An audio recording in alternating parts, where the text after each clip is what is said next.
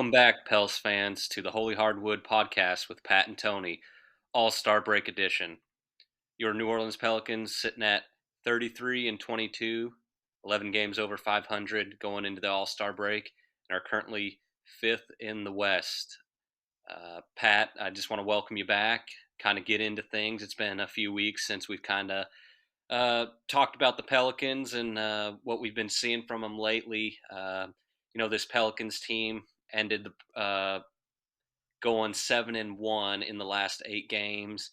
I believe the last time we talked, we hadn't hit the trade deadline yet, and I guess a few topics to discuss on this podcast today here with you is uh, how the Pelicans looked before this stretch. You saw a couple ugly wins before the break. You saw a really great blowout victory against the Clippers, but then in turn you do get blown out by the Lakers again on their home floor. So just wanted to bring you in.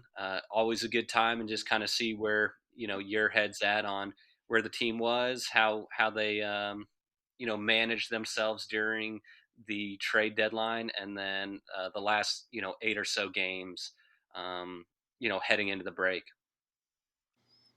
Yeah, for sure. Like you mentioned, it has been a little bit, so eager to get back on here and chop it up about what's occurred over the last couple weeks. I think you touched on two pretty large, points in the season. Obviously, there's always a couple milestones throughout the duration of a season. One being the trade deadline, and then the next one being the All Star break. That's really a point in the year where everybody uses as a point to start judging your team compared to other teams. You've had um, enough of a sample size to really draw some conclusions for what kind of group you've got when compared to other teams, whether that's teams that are, preparing for the back end of this year to be a contender, or teams that are starting to, look to play young guys, start to sit more vets and start preparing for a season that ends in a return to a lottery pick. So always a very interesting time of the year, and like you said, had an 8 game stretch there that you could look at, and on paper was 7-1, and that might drive a lot of the narrative that you might hear from other individuals who just look and see and say, oh, the Pelicans ended the year, or the stretch of this part of the season at 7-1. They're heading in the right direction. They're a team to watch. Yada yada yada. That's certainly one way to look at it. Or there's a viewpoint of that you're not very impressed, and I think there's more worrying signs than positive signs. But again, that's really open for anybody's interpretation of how they really view the team and them on a night to night basis. So yeah, I'm excited to hear what your thoughts are, and happy to dive in. Yeah, Pat, just great being here on the podcast with you again, and like you said, we're going to chop it up a bit here, and you know, from my perspective, like you said, you can say 7-1. Pretty light part of the schedule there, where you could beat up on some teams, but like I said previously, a lot of ugly games against those easier teams that, it's kind of the same mistakes, same things happening. You get up big and you let the team back. And um, I definitely agree that, there was a time, or much needed time, for this all star break to, happen for this team. Like I said, again, had a really impressive win against the Clippers, but then, the next time out, they go and get blown out by the Lakers. Pretty bad matchup for us as well. So I don't know, Pat. It just seems like the more and more we get on here, it's more of the same. And yes, all the credit to the Pelicans. And, probably earlier in the season, that 7-1 stretch probably goes 3-4. So I give them the credit to, actually taking advantage and getting these wins, but by no means were these pretty, or, anything to look towards being like, oh, yeah, that was pretty impressive besides that Clippers game. So, you know, 11 games over 500. I don't think that's happened too many times in the Willie Green era. If I think maybe it was last year at the very beginning before Zion got hurt, and that might be it in the last couple years for some of these guys who've been on the team. So, I mean, certainly that's good. And You got a 27 game stretch here of, fine tuning everything, like you said. And I'm sure we'll get into some of the roster construction that we did and how we didn't see, any moves on trade deadline day. So you kind of stuck with the team that you brought in at the beginning of the year. So I don't know. I'd like to kind of pick your brain as well on kind of where you saw, the team. Like I said, 7-1 stretch, but by no means was it something spectacular in my point of view. I was more thankful to get to the All Star break, hopefully have a week where all these guys could regroup and come back, hitting the ground running for sure. Yeah, starting there, I think that's a good place to start. I mean, you and I probably have a different opinion on this because I think you made the comment that they were 7-1 and it was ugly, but you were at least happy with the fact that they found a way to win because earlier in the season, they might have went 3-4 or 2-5 during that period, and yeah, that is correct, and that's a perfectly fine way to look at it, and maybe that's just you looking at the record aspect of it, and maybe just kind of looking at it at a surface level because you didn't have much time to go into that. But for me, I'm less moved by that, to be honest. I mean, for me, that feels like we're just kind of like lowering the bar just to have them meet whatever that expectation is. To me, they didn't live up to that expectations. I'm less concerned with the fact that they went 7-1 because of who they played on their schedule. It means absolutely nothing to me. When looking at the last 4 or 5 games, I saw regression. I saw a team that is yet again showing me that they lack maturity. They lack the ability to handle themselves as professionals on a night in, night out basis. I really couldn't care less about the fact that there are 11 games over 500 because there's a lot of teams among the league that you can point to and say, oh well, they're having a strong season because of their current record, but that record doesn't really show you the level of production they're putting in on a night out night basis. Like, yeah, sure, they're 11 games out over 500.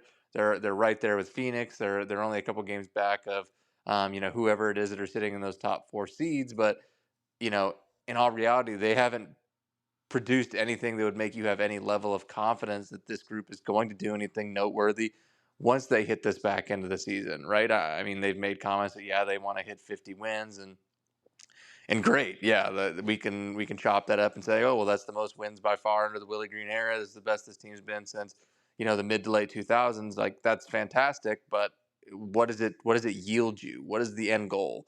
Is the end goal just we're here to win 50 games and then whatever happens happens? Because if that's the case, then I feel like you have to completely shift every bit of conversation around this team because that's not the expectation that I would expect to have. And if they do internally, well, then that's a larger problem at hand by itself. To me, I don't view this team as a title contender yet, but I view this team as a team that should be striving to maybe position themselves to be one additional leap away from being a true championship contender. And I don't see that.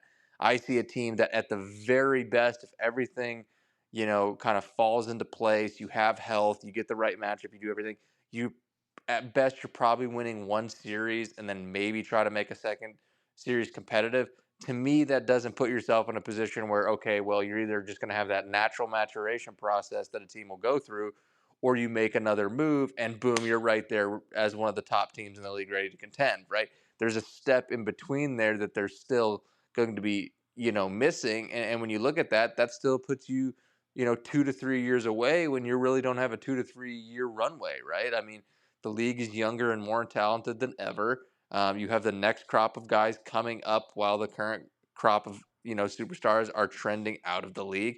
You have, superstar level guys in your own division. When you look at a guy like Victor Wembanyama that is already having an excellent season, and it's going to be difficult to win games. So like you're in this weird time crunch where you're a little bit in the middle, but at the same time you have a mixture of young talent and some veterans, and it feels like you're just kind of dancing around. And to me, I'm not overly optimistic, and I feel like for the most part, people need to reassess what their expectations are of this team before you can make a definitive statement on how you really view them. Because for me, And a lot of that might just be the fact that, I've mentioned it. They haven't given me a lot of, material that I've wanted to, break down or talk about this team. It just feels like they're kind of skating by and they're not grabbing the bull by the horns and going for it, which again isn't, you know, abnormal, right? That's hard to do, but it kind of falls on deaf ears and gets old when you hear it time and time again that okay, they're ready to contend, they're ready to do this the right way, they're ready to do that,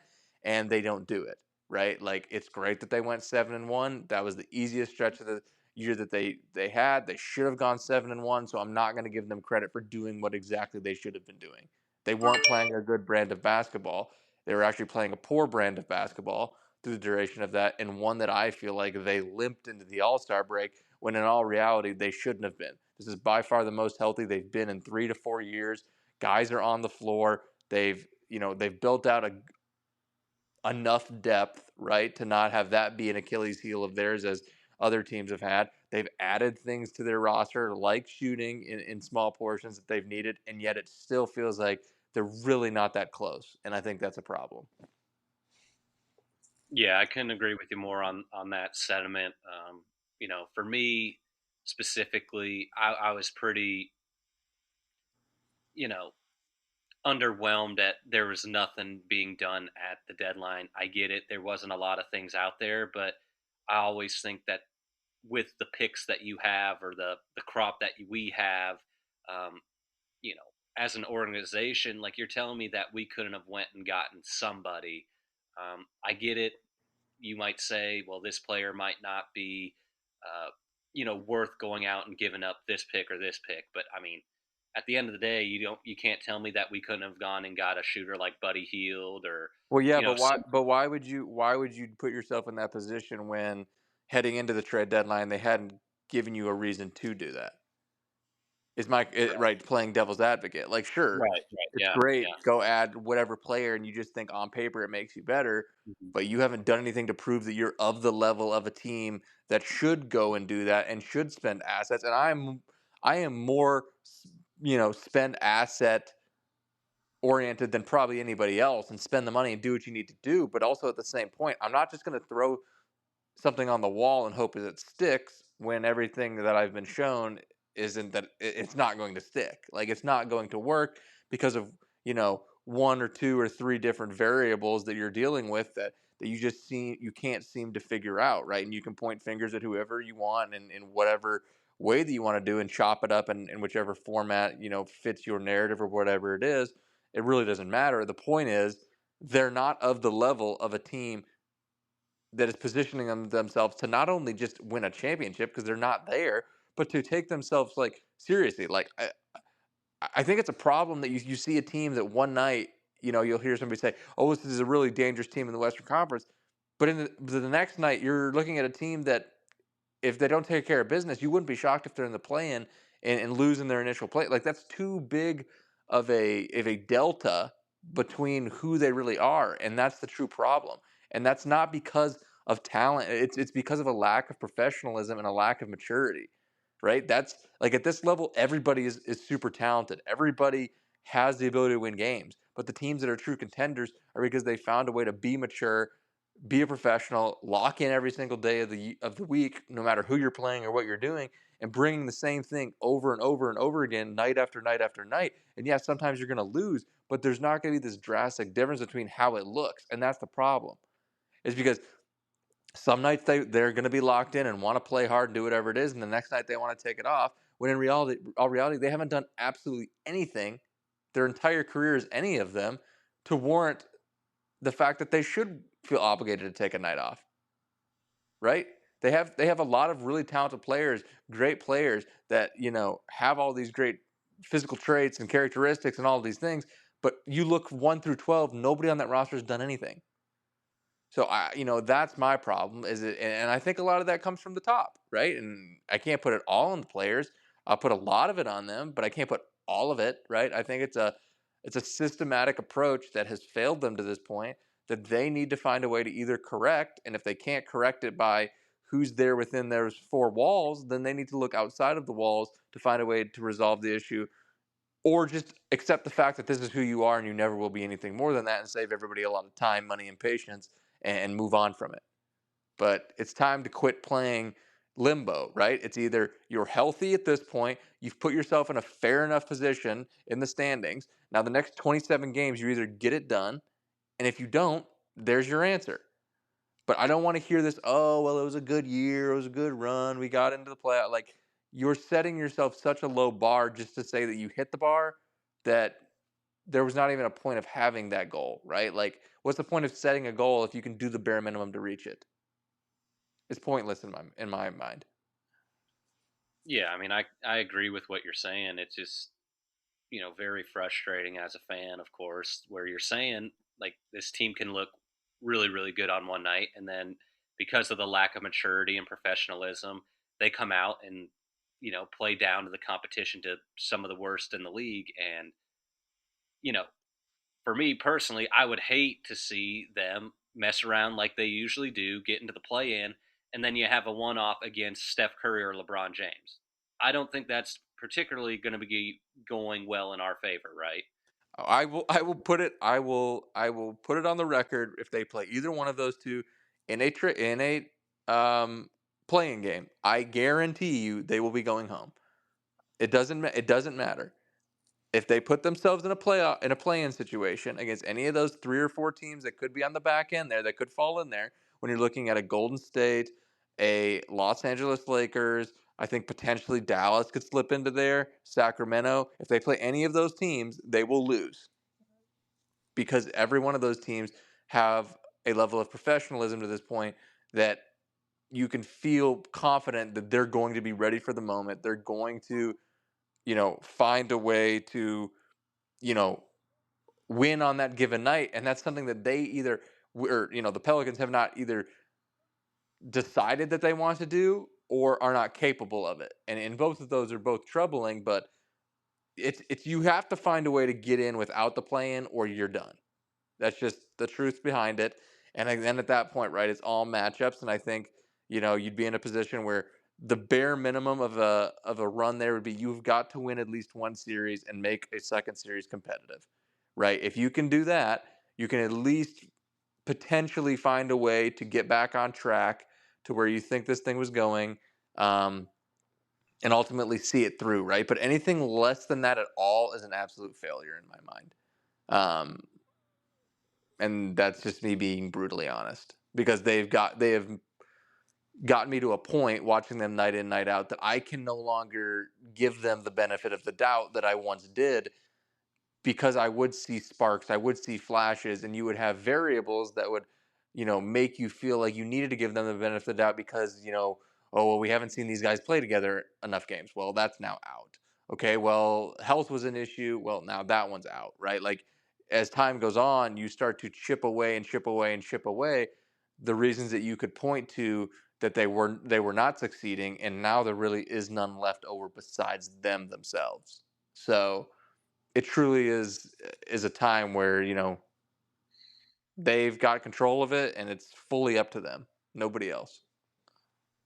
Yeah, I agree with you. It's to the point where the talking doesn't matter anymore. I feel like a lot of this was, oh well, we need to see this happen and them play together and them to be healthy. And to piggyback off of all your points, like they've had all of those.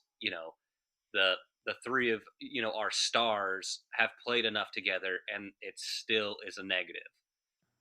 For better for worse, if you like that combination or don't like that Well, combination, I think like that's probably part of the first problem. We need to stop calling them 3 stars. They're not right, stars. right, right, I'm not saying correct. no. I'm not saying that there's a delineation between, oh well, one's a star. I'm saying none of them are stars, and not because of talent. They're not stars because they're not reliable at the moment. That's what Mm, makes the difference between an all-star and a star is not a differential in physical ability or skill set. It's reliability, right? The difference between a guy that scores 21 a game and a guy that scores 27 a game isn't because the guy who scores 27 a game is otherworldly athletic and has way more skills. It's because he's dependable. He brings the same thing every single night and doesn't have that game where he doesn't show up, right? That's the differentiating fact. Now, there's a level between being a star and being a superstar. There is physical attributions there and skill sets that do set that apart. But they have 3 all-star caliber players. They don't have any star caliber players in terms of match maturity and professionalism. And if they have that, it's a different story. And I would say two of the three have the physical ability, in terms of, physical size, strength, athleticism, whatever it may be, and skill set that could put them in a class of being a star. But until either one of them decide that they want to be a star by bringing it every single night and being a cornerstone and being somebody that we can pencil in and rely on no matter what the situation is, who's in the lineup, what the other team's trying to do, you are going to be capped at a certain point.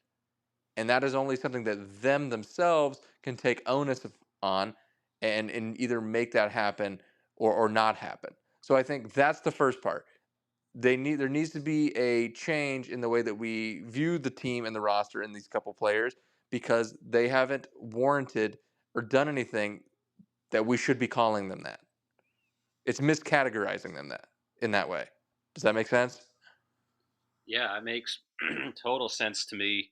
Um, Obviously, you say that just because that's the narrative, and I totally understand whenever you break it down by the difference between all star, star, superstar. Um, I would have loved to say I think before this season, uh, yeah, Brandon, I thought he was a pretty reliable guy, but he just wasn't at that, peak level. And quite frankly, been a little disappointed in his efforts just because you hold those guys to a higher standard. And it just seems like a guy that has all those abilities, like you're saying, and the tangibles, he's kind of taken a couple steps backwards. And, you know, I don't know if it's the play style or what, but it's just like you're saying, it's just frustrating. And there's too much now with those guys where it's, hey, it's your night, it's my night. I'm not going to show up because I know the other two might show up. And quite frankly, you can't get it done when you're doing that. I'm always to the belief, Zion and Bi especially, they've got to be those guys. And regardless of whatever else happens regarding the team, they've got to come out and take the bull by the horns. The last 27 games, and you know you guess you see what the results are. But I've been pretty disappointed with both of them for sure. But Brandon, I think, especially since I've seen him at those levels a few years back when he was in that playoff run, I felt like he really brought it down that stretch. And this year it just seems like he's been a little off to me. Yeah, and I mean, I think that in all reality, you have a 27 game stretch, like I said, that it's going, you won't be able to dance in the middle anymore. Right. Um, One way or another, it's going to shake itself out, right? And I'm fine with we're not even talking about statistical outputs and shot attempts and and percent. I don't care about that, right? Like that is always going to fluctuate, just because over a 82 game stretch, right? Like you have peaks and valleys, and that's fine. But I've got to have a desire to, like you said, go and take games from people, to go and force your will upon your opponents, that I have got to see, right? I don't care if it's a guy, Zion goes 4 for 20 from the field.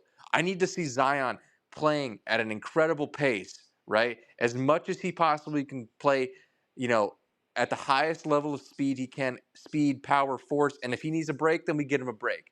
But I can't see him playing anything less than that, right? He needs to dominate basketball games. He needs to dominate the paint. He needs to dominate getting to the free throw line. He needs to dominate the glass, right? He needs to do those things because he is capable of doing them. And him not doing them is nothing less than him not having the will to do it, because it's difficult to do every single night. There's no physical setback or any limitation that he has that would prevent him from doing so. So that's my goal for him, is to, regardless of the stats, regardless of the efficiency, I don't care what it is, you need to impose your physical will on these teams, right? You need to be the dominant force that we know you are when you want to be that. And for Brandon, it's almost the other side of it. He doesn't need to be physically imposing, right? He already has the ability to be long and rangy and just his size and length already is just it's a plus in your column with him just on the floor because of his size for his position. I don't need that. What I need is him to do a good job, continue doing what he's doing, getting other people involved, right? But he also needs to be a guy that he needs to find his own shots in rhythm. He needs to expand his game a little bit. He needs to not just do what's comfortable for him, right? He needs to put pressure on the rim as well because he is somebody that, as his size, at his length, has the ability to get to the rim and not only score for himself, right? He can get to the free throw line, which impacts the entire team, getting the other team into the bonus, right? He can play make from there. He can do all of those things. But I also need to see him take care of the ball, right? I need to see him not go into these 2, 3 possession lapses where he's gotten lackadaisical with it, and he'll get back tipped, or he'll get his pocket picked, or he'll throw a lazy pass across court.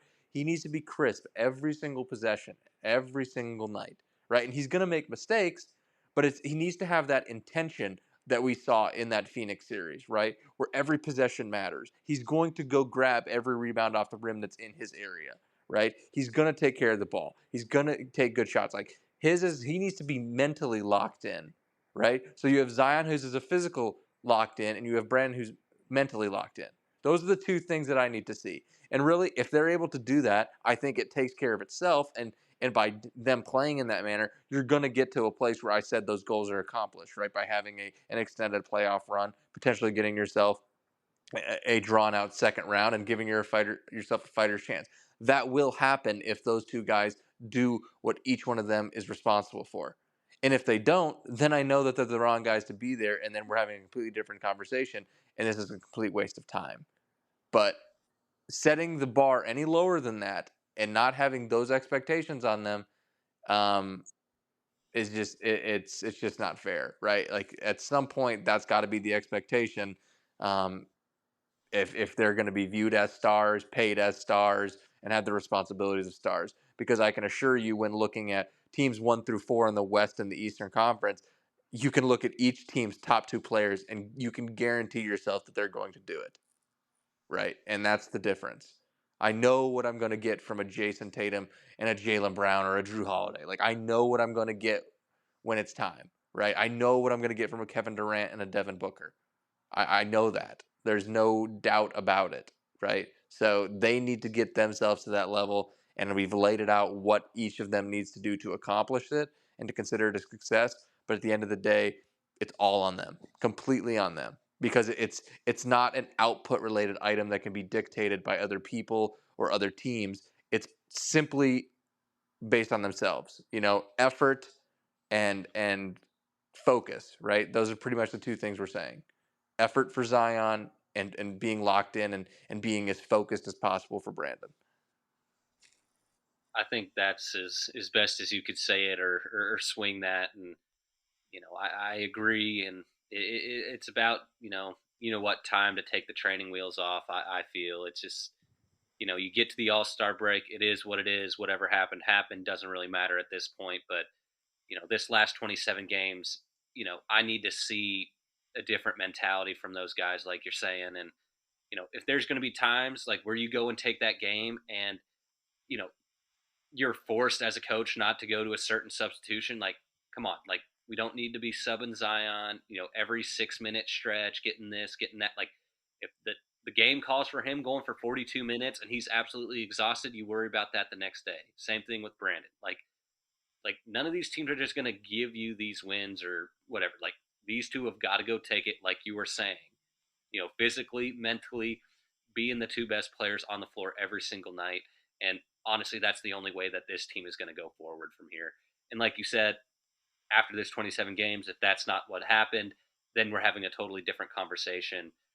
But ultimately, it's going to fall on these guys this last stretch of the game, and in the playoffs, if they're fortunate, to make it into those high intense games. Yeah, and I mean, I think even the point that you made about like substitutions and minutes and things of that nature, right? I can certainly see a side of the argument that and maybe it it shows itself over the next 27 that like maybe this first 50 something games, right, were kind of that was kind of their plan, right? Get through the 50, get through the All Star game, really kind of focus on health and durability, and keep the minutes, a little bit lower, and kind of get to that point. If you were healthy, then it gave you this clear runway to really, like you said, take the training wheels off and do it. And right, like obviously that's what both of us are hoping for. That would be the best outcome. Is that was their way of really positioning themselves in a way that they thought they could be the healthiest when it mattered the most, right? Getting Zion to a point where he got to the back half of the season and was ramping up, right, in terms of, his minutes, his conditioning, all of those things. And maybe this was something that they structurally set up, although frustrating. You can't fault them if that was their plan and they were sticking to it. But like you said, coming out of it now, it has to be full bore. It can't be, this night against this team we see, like, you're not just playing these games to accumulate wins. You're playing these games to find your identity and see how you're going to win games. And you need every one of these. Like, I don't need all 27 because of my record. I need 27 of them to figure out how we're going to play and what version of ourselves is the most effective, whatever that is. So, I'm fingers crossed, hoping that that was the plan, that now, they really are going to let them, you know, do what's necessary on a night in, night out basis in terms of, minutes played and things of that nature, and really allow them to do that, because obviously they were coming off of a strange year where both of their two top players had, nagging injuries that knocked them out of, um, competition for a long period of time. So obviously they had to try to find a way to do that. But I can't say with 100% confidence that's what they're doing. I'm at a place where I'd be just as, or I guess I wouldn't be shocked if we come out of this break and they're at the same minute threshold and there's no change or lack of, or sorry, like a sense of urgency. Like, I wouldn't be shocked if I don't see that, and that's part of the problem. So, like you said, we really just have to sit back and, get your popcorn and just see how it shakes out. There's nothing anybody can do about it. It's all them internally. They have everything they need to be on the higher end of being competitive.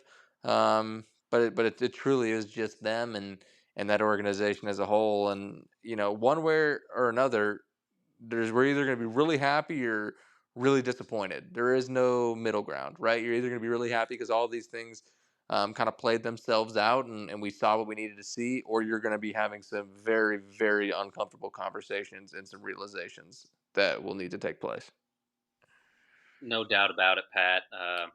Like we said, they're definitely going to hopefully be hitting the ground running here. They got a back to back to start after the All Star break. Houston and then Miami's coming into town. So, you know, two teams very capable of coming into your home building and, beating you down a little bit. So that's going to be the first test, especially is these first two games at home. And, hopefully, that was the plan, like you said. And if it wasn't, then hopefully they've kind of rerouted and said, hey, like, this is the time, this is the moment we've been waiting for the last 2-3 years since we've gotten this band together. And like you said, it's just so vital to what this team is going to be like in the next 2 months or month and a half, hopefully in the playoffs. You just got to figure it out. And I guess that's the blessing and the curse of having to sit back and watch it and see it game in and game out. But that's what I'm hoping for, and I think you are as well. And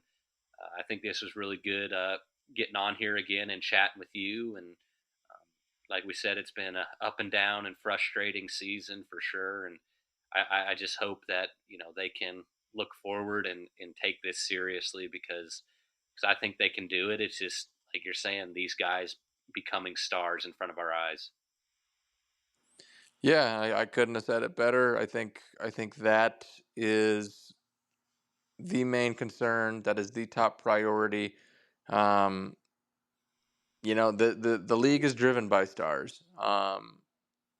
If that's what they become, like you said, before our eyes, if they take that step, personally and collectively, I don't think you have anything to worry about, right? That will be um, the downstream reward of them becoming stars, is that you are going to win the games you're supposed to. You are going to go on a somewhat deep playoff run, longer than this franchise has had in some time, right? Those are all going to be fruits of that labor, you might want to say, is those two taking that step. And that should be the main focus every single night. And it shouldn't be from a statistical standpoint, it should be from a mentality standpoint. You'll be able to see it, it'll be evident. Um, and you'd love to say it's every single possession, right?